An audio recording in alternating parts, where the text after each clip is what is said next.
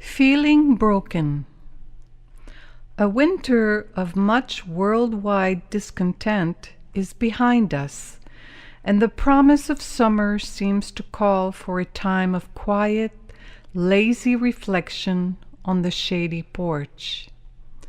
Through my open window, I can hear the ducks in the pond near the house and the soft breeze that makes the trees sway this way and that.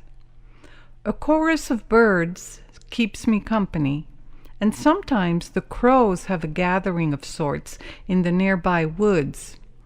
They're like noisy teenagers that you can't help but like because, well, they're just so happy to be alive. My favorite birds, crows. Last winter, I had a falling out with someone I love dearly. It wasn't the first time, and I chose to distance myself from that person, from a cycle that kept repeating itself, always leaving me in a position of having to suffer the physical consequences of the emotional stress. No matter how many times we tell them that the brain of someone with neurological issues cannot handle emotional stress, people who love us say they understand, but too often they do not.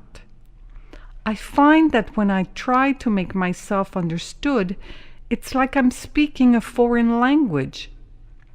I used to be quite adept at having rational conversation and never backed away from a healthy discussion on any subject, including my own shortcomings. But now, I just can't handle feeling not good enough, not enough. Because I have become awkward at speaking when I get emotional, I can't seem to get a break. I am always wrong, and that's that. I feel cast aside and invisible. Isolation is the most difficult part of being homebound by illness. The pain of missing family and the few close friends that still care is so very hard to bear year after year. And when you have to distance yourself from a loved one because the relationship has become toxic, it's heartbreaking. As I nurse this heart that's been broken so often I've lost count, I tell myself that I am strong and resilient and that I will find a way to come to terms with this new aching. Time does not heal all wounds, so I'll have to work on the only thing I can control, me.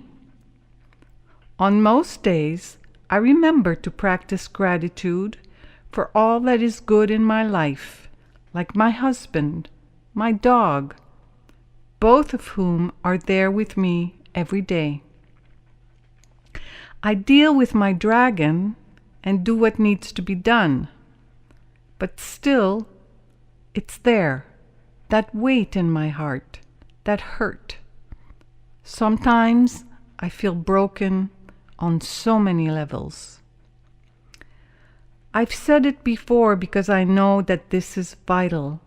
Bringing my conscious attention in the moment is the one way to stop emotional suffering. I have to let go of the past. I have to let go of what I think should be and accept what is.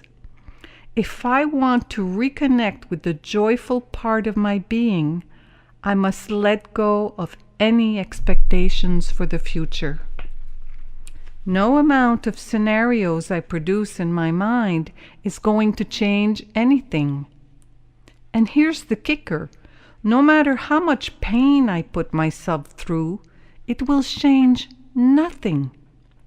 The challenge is this: living in the moment requires that we dissociate our real self from our thoughts. Our thoughts feed our emotions, not what people think of us. Our emotions make us suffer. Our real self, our being, our spirit, if you will, only lives in this one perfect moment. This moment is all we really have. So why not make the best of it by staying in it, just breathing in and out and letting the sad, painful thoughts flow away? We are not broken, just human.